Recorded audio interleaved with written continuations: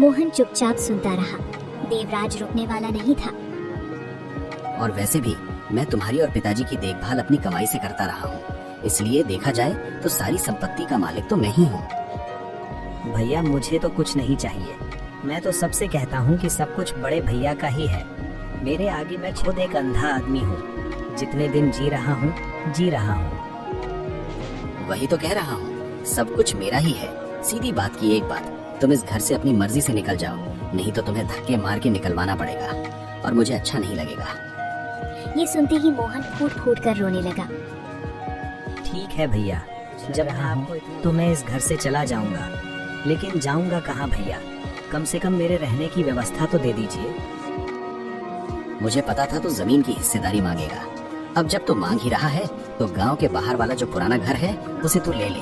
मैं तेरे लिए इतना तो कर ही सकता हूँ, इससे ज्यादा उम्मीद मत रखना मुझसे, समझा? कुछ ही दिनों में बंटवारा पूरा हो गया। कागज पत्थर गांव के मुखिया के सामने निपटा दिए गए। मोहन कुछ नहीं बोला, बस चुपचाप खड़ा रहा। जब नाम पुकारा गया, उसने हल्का सा सिर हिलाकर हामी भर दी। बंटवारे के बाद मोहन अकेला उस पुराने घर गांव के बाहर की छोटी सी झोपड़ी में गया। झोपड़ी टेढ़ी मेढ़ी थी, छत में जगह जगह से धूप और हवा अंदर आ जाती थी, लेकिन मोहन ने बिना शिकायत वहीं बैठकर अपना सामान टिकाया। उधर देवराज अपनी पत्नी सुमिता के साथ पहले वाले पक्के घर में चैन से रहने लगा। सुमिता के चेहरे पर अब कोई चिंता नहीं थी और देवराज भी खुद को हल्का समझ रहा था, बड़ा बोझ पीछे छोड़ दिया हो।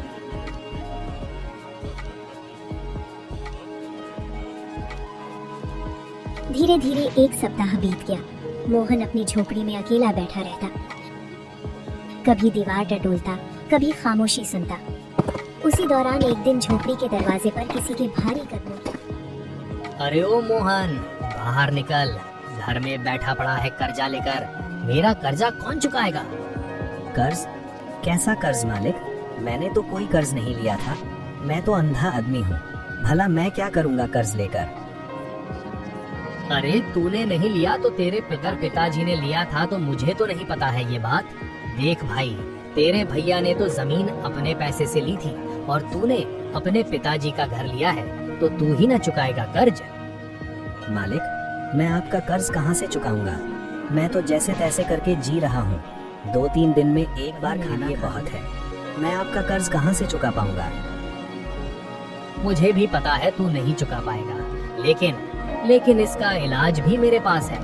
तो मालिक बताइए, मैं कैसे चुका पाऊंगा आपका कर्ज? देख भाई, तू अपना घर छोड़ के निकल जा। तेरे भैया ने तेरे लिए जमीन तो छोड़ी ही नहीं, खरीदी है, तो तेरे पिताजी का कर्ज तो तू ही चुकाएगा। मोहन सुनता रहा, उसके होंठ कांप रहे थे।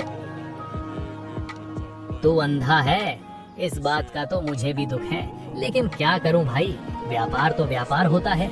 निकल जा यहाँ से अब, नहीं तो धक्के मार के निकाल दूंगा, और ज्यादा होशियारी की तो अपने लठैतों से चल भाग यहाँ से।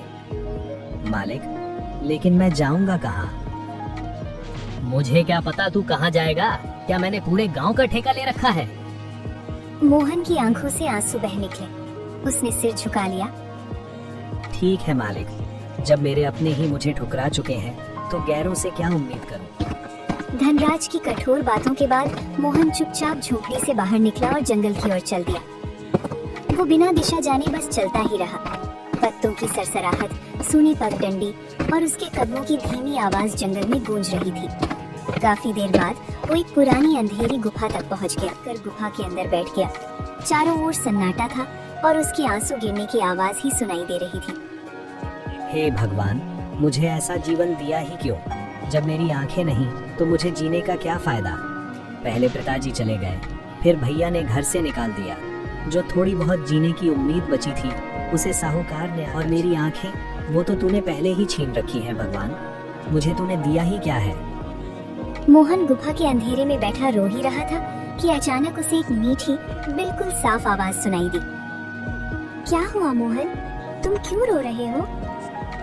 क्या बताऊं तुम्हें, मेरा तो जीवन ही व्यर्थ है। क्या तुम मुझे सुन सकते हो? अरे भाई, जब इतनी साफ साफ तुम बोलोगी तो मैं क्यों नहीं सुन सकता? हाँ, मैं सब कुछ सुन सकता हूँ। वैसे भी मैं कुछ देख तो नहीं सकता, लेकिन तुम कौन हो?